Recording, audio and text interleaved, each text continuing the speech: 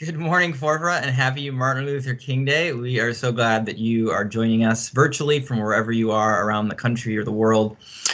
I don't know about you, but just being frank and being honest, this has been a hard season, right? This has been a hard time to be able to kind of have all this sort of trauma of the last couple of years come rising back up again, and so many memories of shutting down after thinking that we were past this. And so it's really hard. So many of us want to be able to be around individuals, and whether that's in church or gatherings or work or whatever it may be. It's been a hard beginning to another new year, and we've been looking for something different. So I just want to name that like I'm feeling that this morning. It's hard. My heart is heavy, but I don't know, that Holy Spirit song actually, like, it just did something in me, exactly what I needed. And I was busy over here liking people's comments, and then all of a sudden was like, Josh, like, just take a moment and like let this song sink in. And I did, and I don't know, it did something for me. So I'm grateful for that this morning. So this morning we are in our second week of our series in the season of Epiphany in the church calendar, and we're calling this Forever Forward. And we're talking about how we can be good stewards of our time and our treasures and our talent. We figured at the start of a new year, the time a tax season when we're all thinking about money and finances and working on our budgets and new beginnings and perhaps pay raises or pay decreases or new jobs or no job, whatever it may be, probably for many of us, this is on the top of our minds. And so as we start a new year, we want to talk about what are some tips on how we can steward our time and our treasure well. So I know money is always a weird thing, right, to talk about in church. It's a weird thing to talk about at the dinner table. It's a weird thing to talk about on a date, to ask somebody how much they make. Money is a touchy topic, but reality is it's a really important topic. The American Institute of Certified Public Accountants gave us these really crazy stats. So 73% of couples cite finances as a source of tension in their marriage. It's a huge number.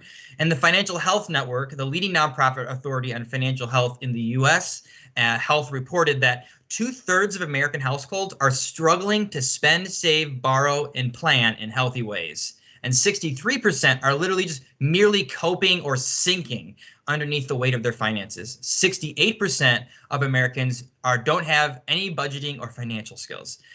Hearing those numbers really jarred me, and I realized that beyond just like talking about what the Bible says about scripture, I thought we really just probably needed to like learn some practical skills of how we can budget and manage and handle our finances, as well as handle our time well, right? Because money is time. I am learning that living in this city, that, you know what, like I spent like 5 hours trying to go to the grocery and commute and bring a cart and load all the food in. And I was like, I just wasted so much time. I could have been doing something else. And so Austin and I had a long conversation, like, okay, maybe we need to actually explore this whole like food delivery thing. Like maybe this will actually save us time. Somebody said to me just the other week, they said, it was like this light bulb moment. They said, in the city, time is money instead of money being time. And I was like, that is so interesting to think about, that shift that I've had to make from coming from someone who lives in the suburbs. And so some of us, I think we have to kind of think about these skills and the shifts and the ways these work, how we not just spend our money, but also how we spend our time, because both are significant investments. Another reason why I think it's important to talk about how we steward our time and our treasure today is because 11 out of 39 of Jesus's parables, he either mentions money or he uses money as an illustration in his parables to help us kind of see like why we should value things that are that reflect values of the kingdom of God. So many of you are sharing several different values here in this live stream this morning. Appreciate you sharing those things, because in many ways we have to call and ask ourselves, okay, are my values in alignment with the kingdom of God? Do people did Jesus value Popeyes? I don't know. Maybe Jesus did. That was a value that came out today. Maybe Jesus valued feeding hungry bellies, right? And for some people, those hungry bellies are craving Popeyes. So we can make our wayward journey towards that light. I can see that, this epiphany. But reality is that many of us, I think, need to remember that so much of Jesus's directions and leadings and promptings in so many ways remind us of the value of money and the importance of money in each of our lives and how we spend our time. So I know this pandemic for me, it's caused me to constantly reevaluate, like, how do I spend my time and my treasure? Before this pandemic started, I was on 3 boards. In the middle of the pandemic, I got asked to serve on a 4th board. And on top of that, I was working full time. And honestly, I was on a lot of boards because I was single at the time before the pandemic. And so it was like I didn't want my evenings to be free. I wanted to go out. I wanted to do something. I wanted to see people. Like maybe one evening a night watching Netflix was cool, but that was about the extent of it. And then I met my fiance. Guess what? I'm engaged. Hey, girl. And I'm loving it because I have this person that I want to spend a lot of my evenings with now. And about halfway through the pandemic, we just really started talking about how my evenings were so full and we really didn't get to spend quality time together. And so I decided to reevaluate like how I was spending my time and my treasure. It looks different now than it did before. And so I decided I was no longer going to serve on all these boards. I said no to the one board. I resigned from 2 other boards and I was only on 1 board. Now I am on 0 boards since I moved. But at the time, it was a real shift for me to realize like, okay, instead of spending every evening in board meetings, I am going to be spending a lot of my time now with this new person that I really love and I want to invest my time and energy. But I don't also just want to like forget about the world and the ways I want to give back and invest in what's happening. So I still made time and space for that, but it no longer was the thing that dominated my time, right? I had to reevaluate. I also think about how before the pandemic, I could meet with like 6 people in one day, and I probably would finish that day feeling completely energized still. Now, because of the pandemic and being distanced from people for so long, if I meet with more than 3 people, I come home utterly exhausted. I'm having to rebuild like my relational emotional tolerance as well. And so always having to reevaluate and reconsider like what we can do with our time. And I talk to so many people who are always saying as we come out of this pandemic that it's been an opportunity for them to reevaluate where they want to give their money, where they want to give their time, how they want to use their energy. Because all of a sudden they realize what it was like to have so much time with their spouse, what it was like to spend more time with their kids, what it was like to just have an evening to like watch Netflix and chill in all the ways you want to interpret that reference. It's a wonderful opportunity to be able to just be present to what it is that maybe we need space to reevaluate. As Forefront was beginning to sort of work on its budget for this 2022 year, a great statement was made by Sue Ann. She said, where we put our dollars will reveal where our values or our priorities are. And that was how we came to the budget. Like, okay, as we look at what are the budget lines and what are the things we want to spend money on as a church, where do we want to invest our finances that are being invested in us by those of you who call Forefront home? We had to ask, like, okay, well, wherever we put our money is likely where our priorities are. So let's talk about that. And what are our priorities and how do we want to invest our money well in this city and in the people that are here? During the pandemic, we know a fund was established last year to be able to help people who were without jobs or couldn't afford food or were isolated and needed support in some way or needed help with their bills. And many of you gave money above and beyond the tithe, above and beyond our annual budget to be able to provide these needs. And we thank you so much. And those whose needs were met, all that money was distributed, and we are so grateful for that. But as we began to write the budget this year, we were like, you know what, let's not have to ask the congregation for more money to meet those needs. Let's put that in the budget. Like that should be a budget line that like just when people give to Forefront, a certain amount of that money is allocated, that's not the right word, allocated to be able to provide support and care for people who are in need in our community. So this year in 2022, as you give to Forefront, to you remember that you're also doing so to help and support people who are in need, who are still struggling to make ends meet and to make things work in 2022. So Sue Ann's comment about where our treasure is and where the monies that we put into certain budget lines and how we spend our money reveals our priorities. When she said that, you know, it just made natural sense that we would build that in the budget as a way to support and be there for people. But it also reminded me of Jesus's words, where Jesus says, where your treasure is, there your heart will be also, right? I mean, that's literally what Jesus said. Jesus said, where you spend your money, where you give of your time, that will reveal where your priorities were. That will reveal what your values are, basically, in your heart. So Forefront, I want to invite us this morning to kind of take this journey to individually like sort of look this morning during this 4-week series, but also this morning specifically at the start of this new year and evaluate where are we allocating our time and our money? Because I think it will likely reveal what our values and our priorities are.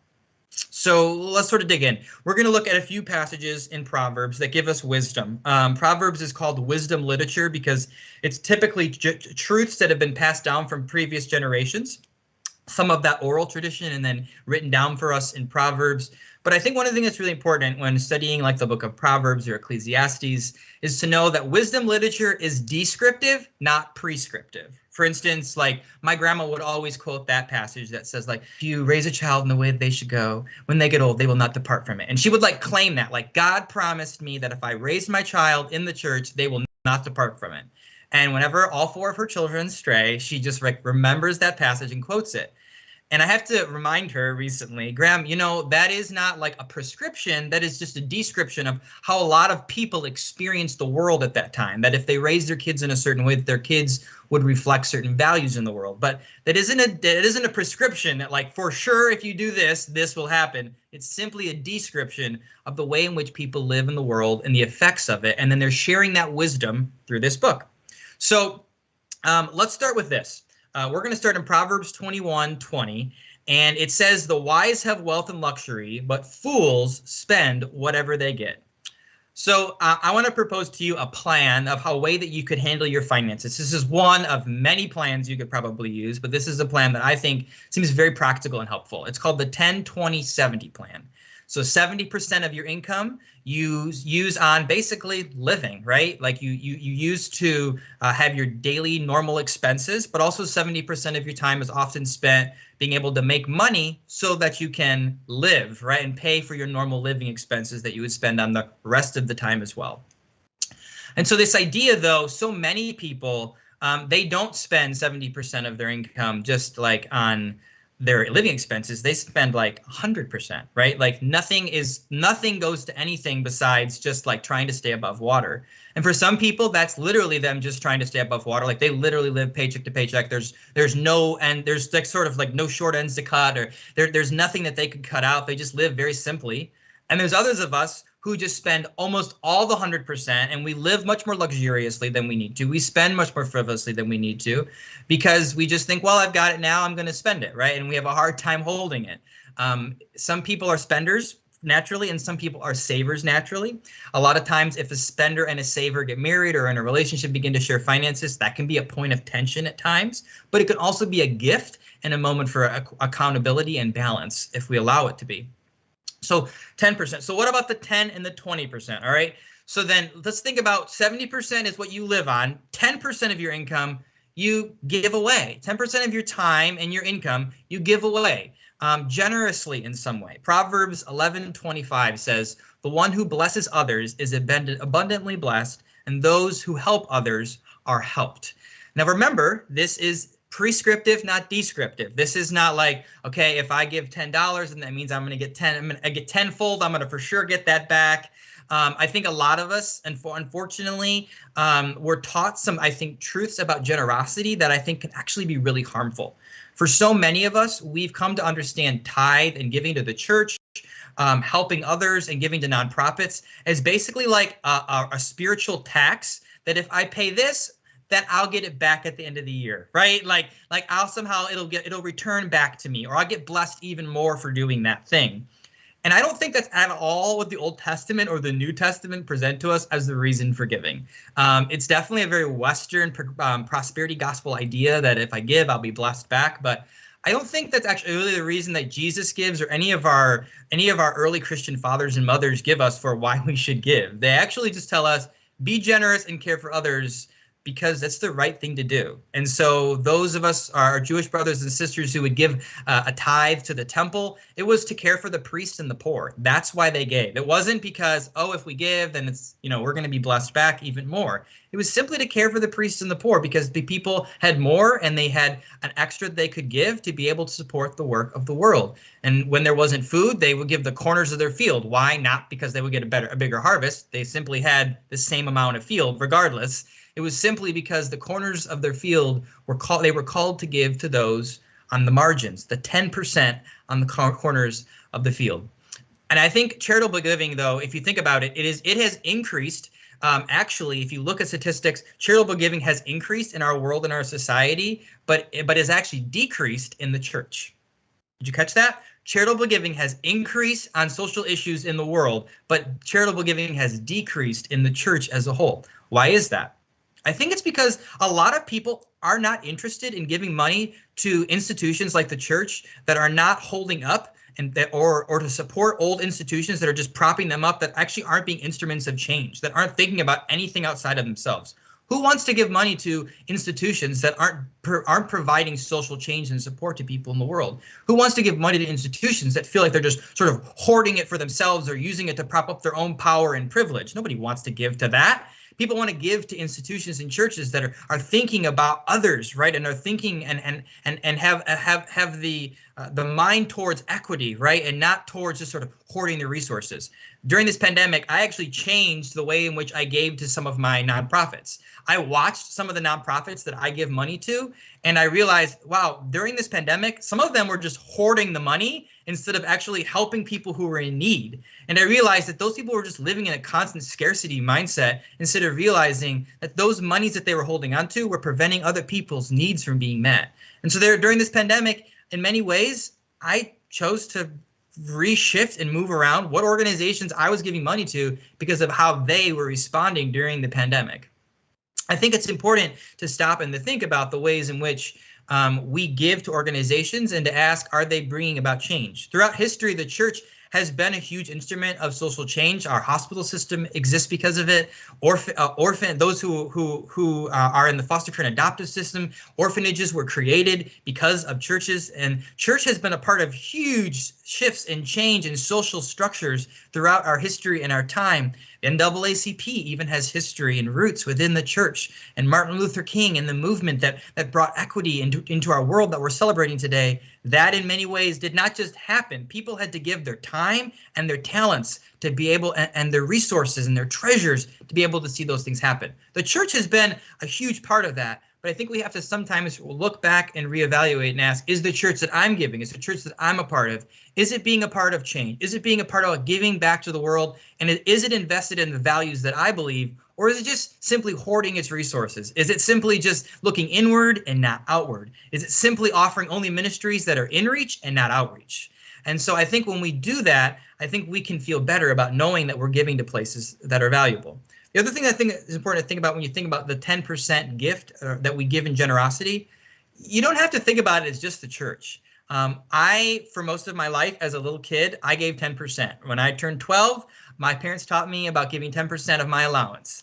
And as I got older in my mid-20s, I sort of started to feel convicted because I was like, I could give more than 10%. I realized that I was putting a pretty significant amount of money towards other things that brought me joy and sometimes into savings. And so I thought, I really felt like maybe I need to move my giving into 15 or 20%. So I actually don't follow this math that I'm giving you today precisely, because for me, those numbers are a little bit higher. And so I started giving 20% of my income away. And I realized that part of the reason I wanted to do that was because I also want to be able to give to spaces that are not just the church. I think there are a lot of organizations and ways we can be generous in the world outside of just the institution of the church. And there are also ways we can be generous without giving to any institution or any nonprofit. We can just be generous as we come across people in our lives, folks on the street, folks that we encounter on the day-to-day that we can be generous towards. And for me, I know that there's a certain amount of my money that I can only spend on being generous instead of realizing, well, if I give you this much, then I'm taking a little bit away from what I want. No, I know that I've allocated a certain amount of money in my budget every year, that this has to go to someone else outside of myself. It has to go to expressions of generosity. So I encourage you to kind of think about that. I've had to sort of look inward in my budget and delegate certain funds automatically because I know for me that if I waited to the end of the month when I reconcile my budget and my books and I looked at what was left and then I just decided to be generous out of that, there honestly wouldn't be much left because I love clothes. And so I know that at the beginning of every month, I automatically have money withdrawn from my checking account and given to several different nonprofits, including the church, with reoccurring giving. So I don't know, maybe that's something that you feel maybe that would be helpful for you and keep you accountable and help you manage and budget your money if you set up reoccurring gifts with the church or any other nonprofits you give, because it immediately forces you to know that this money is like a bill, right? This money I've delegated 10% or whatever the number is to be able to be generous to other places in the world, to think outside of myself. And then what's left has other purposes and means. So I don't know, maybe that's something that will be helpful for you. It's been helpful for me. It's helped keep me accountable, but I also know that it helps nonprofits plan because they know how much money is scheduled to come in from month to month. So one other illustration in this area, and then we'll move on to that 20% and spend the rest of our time talking there.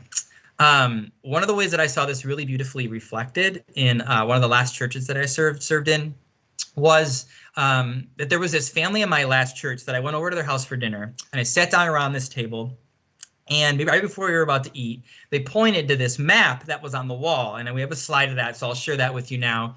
And the map on the wall basically had all these little stickers on it. And you can see those stickers probably. And then over to the side, the right-hand side, there's a list of all these organizations that they support, these nonprofits around the world. And every dinner they sit down, they acknowledge one of the nonprofits that they give to on the board, and they pray for that organization, and they remind their kids of the importance of giving back to that organization. If they got a newsletter from that organization, that's the time when they would read the newsletter at the dinner table. The beauty of this illustration and why I think it's really important is because this family constantly was instilling in their children the importance to think and to remember people and organizations outside of themselves, to be people who are generous. So often when you do reoccurring giving or when you just give a check, you just sort of forget about it, right? It does become just like a bill and you become disconnected from it, right? Instead of being able to step back and remember the ways you're invested, and the reminder that this family said, you know, we don't like pass plates at church. So our kids don't see us put money in. Our kids don't see us write checks to these organizations because they're on credit cards. The only way that our children would know that we were being generous towards these organizations if we intentionally told them. And we want to raise them to be intentionally generous with organizations as well. So there's something beautiful and amazing about this picture of intentional generosity that, quite frankly, I don't think that happens unless we are intentional. So 70% of our income is spent, right? It is spent on just being able to live. 70% of our time is spent on being able to work and sort of the day-to-day normal routines and tasks we have to do to be able to bring a living in. 10% of our living is and our time is given to generosity. So what happens to the other 20%, right? So the other 20% of our time, we put into long-term savings, and which would be retirement and short-term savings, emergency funds. So you could probably break that up, like 10% a month you just put into a savings account, and another 10% of the month you put into an emergency fund, right? And so that way you're planning for both long-term retirement and short-term emergencies that might arise. 20% of your income to be able to sort of put that away and steward that well. But you can also think about it with your time. Spending 20% of your time investing in long-term relationships and yourself, whether that's going on dates, whether that's spending time with your spouse or person you're in a relationship with, whether that's spending time with your kids or friends, whether that's spending time with your parents. Maybe we often forget to do that, whatever that may be. But to be able to say, I'm going to allocate 20% of my time to be able to spend time in long-term relationships and invest in those people in my life. But also I'm going to spend 20% of my time putting money away for future things that may come up. Retirement, as well as emergencies that may rise. The Federal Reserve gave us this interesting statistic that 40% of Americans could not cover a $400 emergency without covering it with a card. That's a pretty high percentage. And that's very, very anxiety ridden, I can imagine, to live in that state of just knowing if something that costs $400 happened, I have no way to pay for it except for a credit card, which is going to charge me interest, and I don't know when I'm going to pay that off. And it is this sick cycle. Reality is I know that some of us watching this service this morning, like you do live paycheck to paycheck. The idea that you could give 10% away, or the idea that you could put away 20%, you're laughing, literally. Maybe you're ready to turn it off because you think I'm just speaking from this incredible point and place of privilege. And I want you to hear me and me to say this. You have to do what you have to do with what you have been given, right? And you're a wise steward of that. And this advice may never, ever be helpful to you until 20 years from now or 30 years from now, or maybe never. I don't know. Or it may be. Or maybe as you hear this sermon today, you just need to think about the way you spend your time, and it's helpful. And maybe the financial side of this, you're like, that's just not where I'm at right now, or that's not where I can come to this from. I don't know where you're at, but just know that I acknowledge that and I see that, and I've been there. There have been seasons in my life when I have lived paycheck to paycheck, where it has been hard, where I had to take out loans for school, and I was never really sure how I was going to pay it back. And I remember when I took out a loan for school and how hard, how anxiety ridden it was, because I knew that I did not have safety nets and systems to fall back on. There were people in my churches that were very generous towards me. But I remember one particular semester when I had a lot of anxiety about it. But there were different things that I did in certain seasons of my life when I didn't have savings to just bring in a little extra money. And unfortunately, sometimes that also made the time balance that I suggested today of how I spend my time off as well. For instance, I did things like I drove for Uber. I found furniture left alongside dumpsters and I sold it on Facebook Marketplace. Also something I just started in my building because people leave treasures in this building all the time by the dumpsters, and I've been selling like crazy. Yes, I'm sure there's plenty of amens out there. And the reality is that sometimes we do have to get creative, right? And sometimes we have to think outside the box. Another thing I did was I had all these books on my bookshelf, and so I sold them on Amazon, and that was a great way to make money. I also put posts out on Facebook. I was like, if anyone has books they want to get rid of, I'll come pick them up.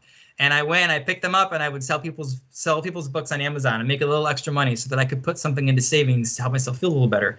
I took up substitute teaching. Basically, all you need is a half degree to be able to do substitute teaching, and you can teach, and it makes pretty good money, and you have super flexibility to choose when in your schedule you're available and able to do that. Super helpful. Also, I did Airbnb. I rented out one of my rooms. Now I'm renting out a whole home in Peoria, but before that, it was just a lower level.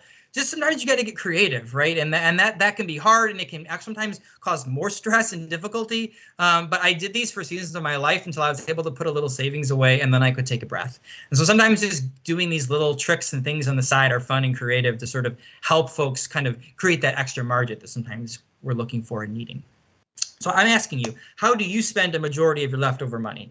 If you don't have leftover money, I hear you, I see you, I understand. But for those of us who do have leftover money, I want us to sort of ask a question, like, how do we spend our leftover living expenses?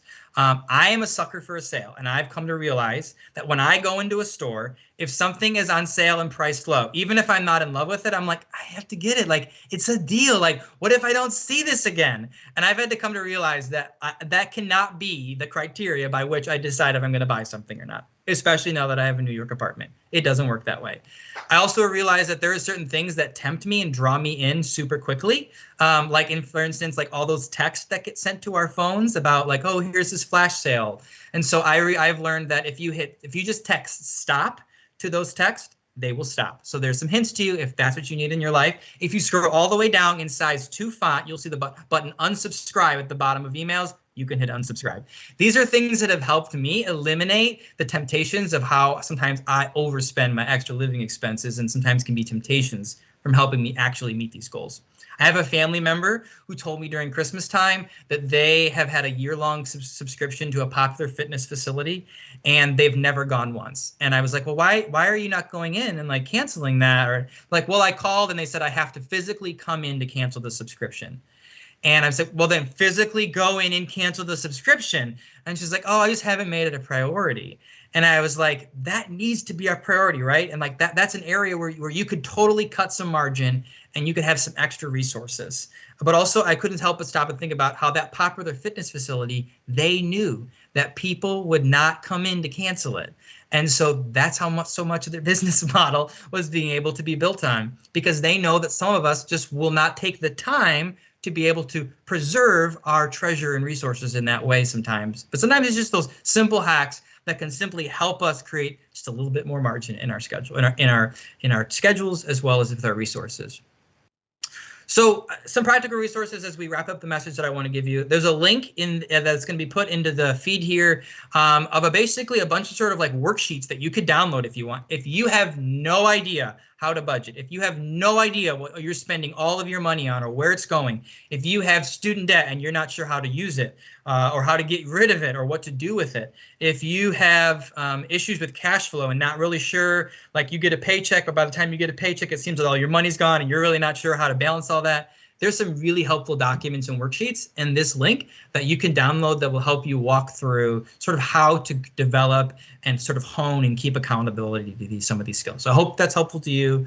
I'm glad to also give you wisdom and to point you in the direction of some great financial advisors as well, if that's at all helpful to you as you're trying to figure out like, oh, that sounds nice in theory, but like, how do I do that? So as we bring a close to this message, I want to ask you a few questions to sort of think about. When you think about how you use your money and time, ask the question sort of what really matters to you, right? Back to the beginning question, like where your treasure is where your heart is. So as you begin to do work on these worksheets or look at these resources and how you spend your money, look at where you're spending your money. Is it probably kind of revealing where your heart is, right? And then also ask, is the way I'm spending my money actually reflective of the things that matter to me and to my values? And if not, reassess. Do what we talked about at the beginning of this message. Move some things around on how you spend your money, how you spend your time, to make sure that the way you're spending your money and the way you're spending your time truly reflect your values and your purpose. Because if you do that, I think you'll have less regret. I think if you do that, you will experience this joy and this sort of blessing and abundance that Proverbs talks about. You will experience this sense of peace to know that you are stewarding your time and your treasure well. So when I evaluate how I spend my money and time, I often find areas where I need to guard my treasure more, and so I have to give it to purposes that really I value. And so I do that every year. I evaluate, I look, I assess how much money I'm spending in different areas. As close to this final story about a man at Church of the Resurrection in Kansas City who made a commitment that really kind of caught me and made me kind of have a check in my spirit, if you know that old term. And really, it was kind of this fascinating thing where he talked about how he was very wealthy, he was very comfortable, he had a lot of extra finances, and he could afford a lot of luxuries. And he decided that he wanted to buy a new car, and it was going to cost him a lot of money. But he decided that he wanted to make sure that buying that car wasn't more of a value to him than caring for those who were in need. And so he made a commitment that he would never spend more on a car than what he gave to charities, than what he gave to nonprofits and those who were caring in need, so that he would make sure that one value would never trump the other. And to me, that is such a convicting reminder that when I look at the things that I spend a majority of my extra money and spending resources on, to ask myself, am I willing to also give that same amount to the places and spaces that I believe in deeply need to be made whole and better and more complete in the world? And so I hope that as you think about this message, the 70-20-10 rule, may you consider that as a method, or may you just consider the ways in which God may be calling you to reorient the way in which you handle your money and your time, so that we can be people who, when we reach the end of our lives, can take a deep breath and be grateful for the way that we spent our time and our treasure.